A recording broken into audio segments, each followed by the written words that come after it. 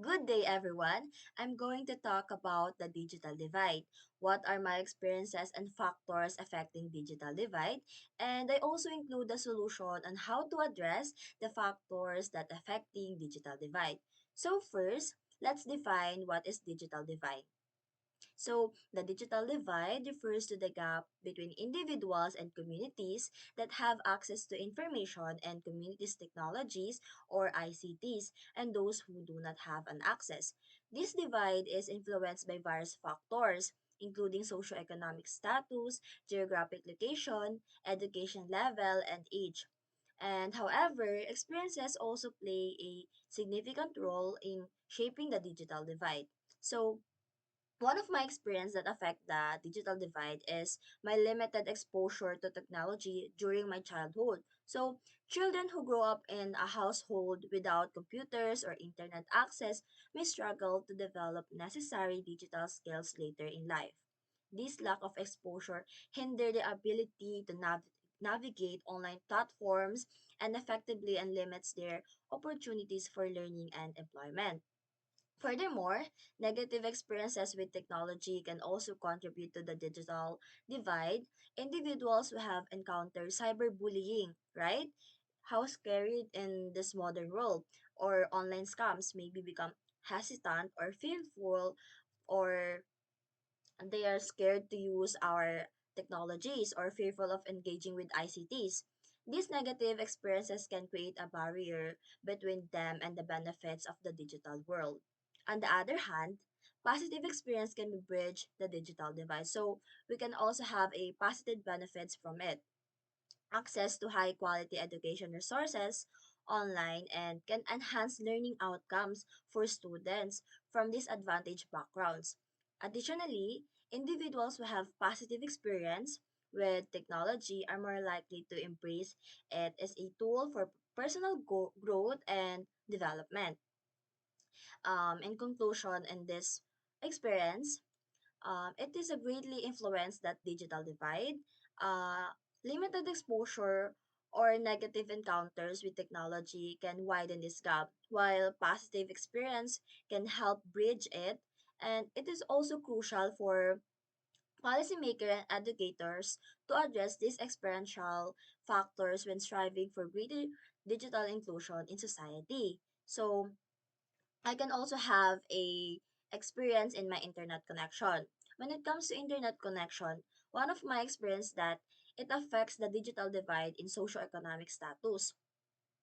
Well, individuals from lower income backgrounds may lack in the financial means to afford or they cannot buy the internet like Wi-Fi, Converge, or necessary device such as computer or smartphones.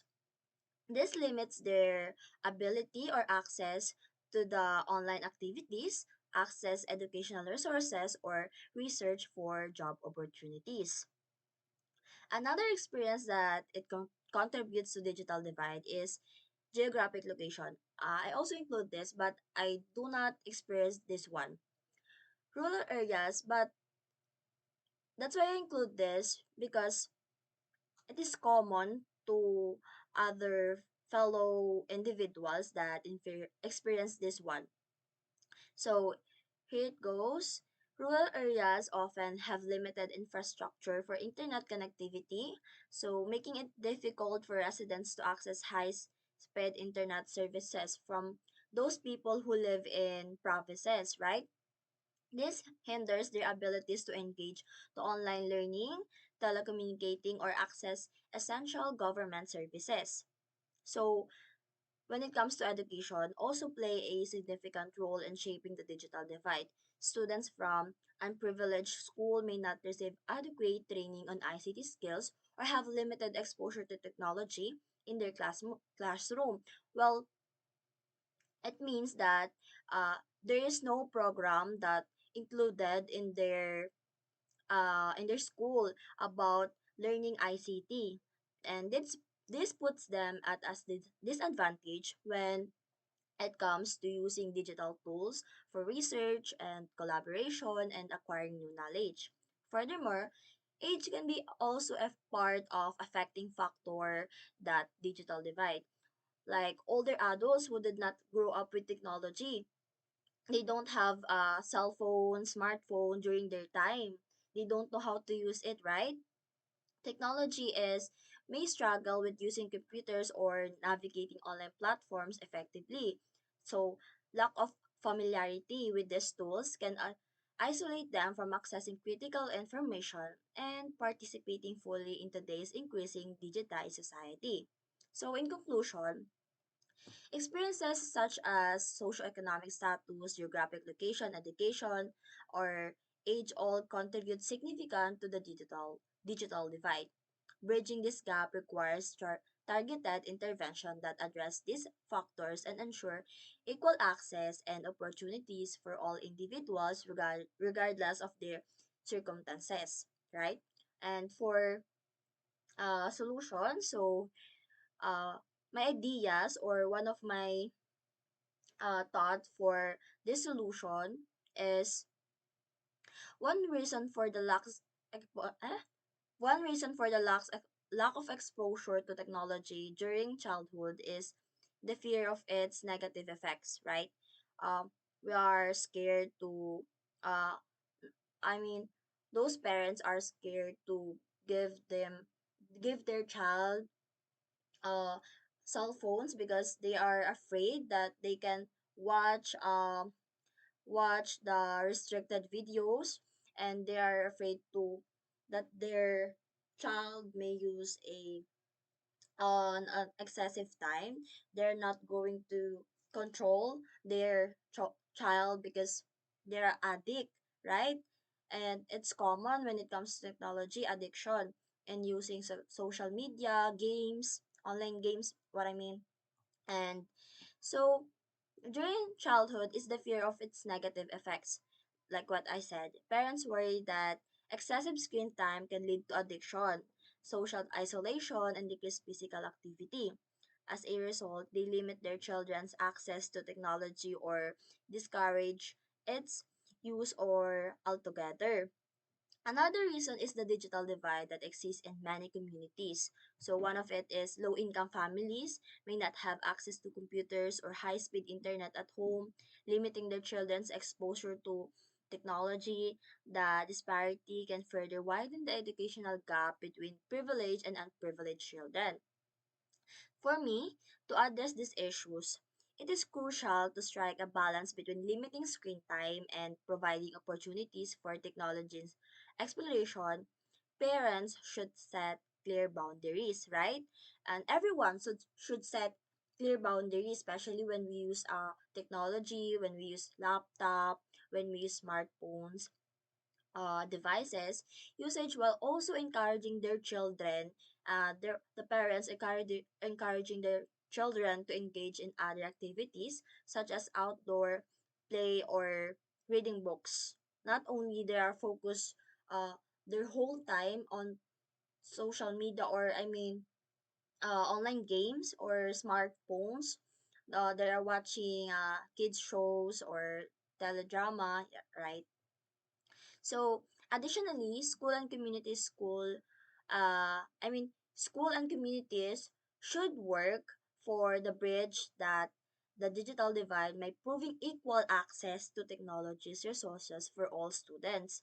This can be achieved through initiatives like computer labs in school or community centers with free Wi-Fi. So, a lot of school offer or for free Wi-Fi so that a lot of students can have an access to this uh, internet connection, and have to they can use this internet connection for their research, for their academic purposes. So another one is one of the main factor that contribute to this divide is socioeconomic, right?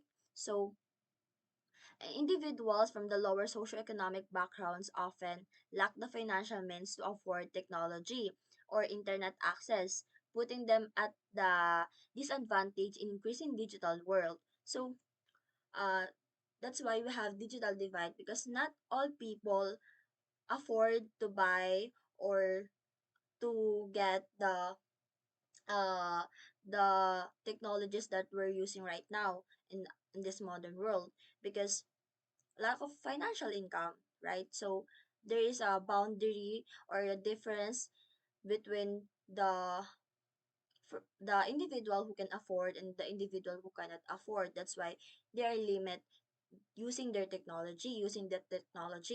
And the without those technology, if they can afford them, then they know how would they know to use it? So if they are lack of knowledge using that technology, it will become a boundary, or it will become a bridge or digital divide. So that's what I mean. To understand this kind of issue, several solutions can be implemented. Firstly, government should be prioritize providing affordable or even free internet access. Why not? To low income communities, right? By making internet access more accessible, individuals from all socioeconomic backgrounds can have equal opportunities for education, job searching, and communication. It's very helpful. Or additionally, schools and community centers should offer computer literacy programs for individuals who may not have prior exposure to technology, right? It's a good program because they will help those students that want to learn this modern technologies. If they promote this kind of program, that they will show process or procedure, they will guide student, shows tutorial, then it will be beneficial for all, and especially for those students who are willing to learn, and they will use in their future job, right, and future career. So these programs can teach basic computer skills. It is important. We know to use computer basic skills and provide resources for further learning by equipping people with the necessary knowledge and skills. They can be better navigate the digital divide, landscape, and those bridge gap caused by their socioeconomic status.